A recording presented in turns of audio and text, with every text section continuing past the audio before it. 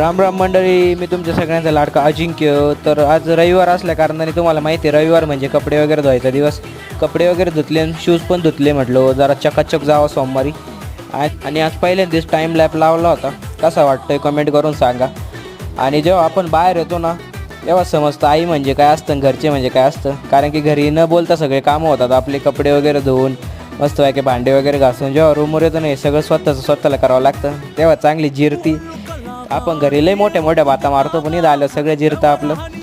पुढे ठेवून खाली आलो तर गौरव शेड बॅगेमध्ये पाण्याच्या बाटली भरत होते. म्हणलं काय होते म्हणे, आपल्याला पाणी भरायला जावं लागते मेसला.